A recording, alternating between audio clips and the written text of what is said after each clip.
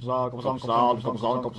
YouTube, Coppersan here. Another day, another emergency maintenance in MapleStory Global. But my hands are shaking from FOMO, so to get my MapleStory fix, let's check out how MapleStory Worlds is doing. In MapleStory Worlds, anyone can create their own game using the millions of MapleStory assets. You can create games or new avatars and sell those to the players of MapleStory Worlds. And in turn you can generate revenue, so you can turn your creations into an actual business. But after almost 2 months of releasing worldwide, how is the servers doing? What's there to play? Let's find out. So far, it looks like the recreations of old school MapleStory are still one of the most popular games to play. In the West there is this server called Artil, which I've covered before in a few videos.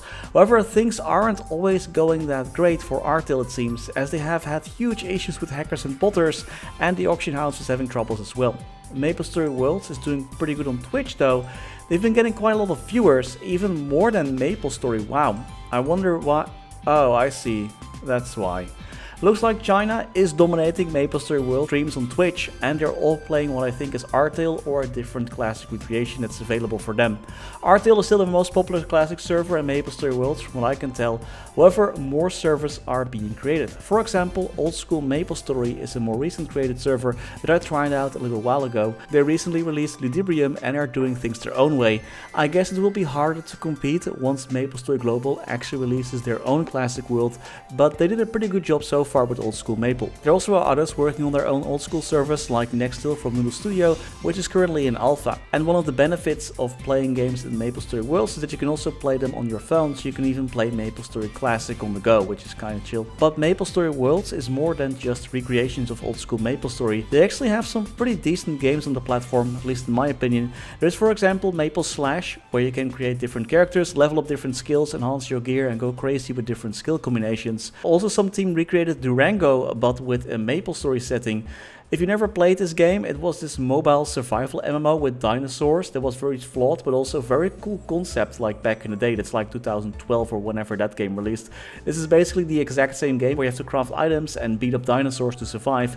In Durango, everything you do has an effect on your character, like from getting wet to eating the wrong food. It's pretty deep and also quite popular from what I can tell. I'm pretty sure there's a lot of Korean players playing this. You can also chill at Sprite Fans to recreation of Maya's house, which is a social hub, and you can beat up some innocent monsters to death here.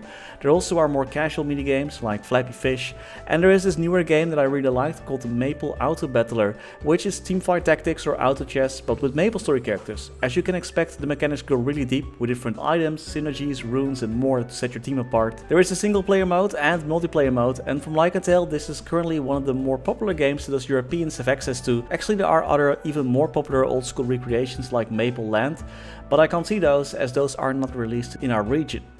Nexon has put more resources towards MapleStory Worlds with additional community managers. They also did various events where they helped creators build their own worlds, and the best worlds got prize money. And to be honest, at the time of this video, it looks like if you want to create a successful world and potentially earn some revenue from it, it would be the best to target the Korean and Chinese market.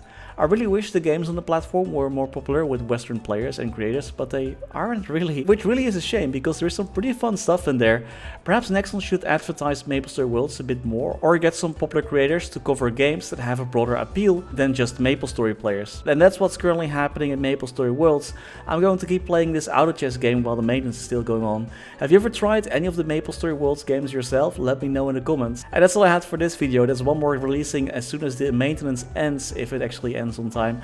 Thank you so much for tuning in, and as always, special thanks to our members for making these videos possible. Special thanks to Niels de Coninck, Raar maar waar, Sebastian Hanøy, Caudimorda, Lee, BackSpaceOTI, Ziggy, Flidiot, Knivesu, Cloudfix, Michael Menchaca, Raythius, Betrayal1489, Sylvio, Neto, StrikerElk, Ryaiser, Aryu, MaxBurnHeart, The Passenger, ScottyFlysFast, Only, Spudsy, snafuPop, Dewey, Tran, Caniwu, Domi, Kirch-Nehammer, Dexzu, Dante Victory, The Wolf Drake, Lord Fazil, Matthew Dev, Tils Kurspet, DVNCA and Schwandro.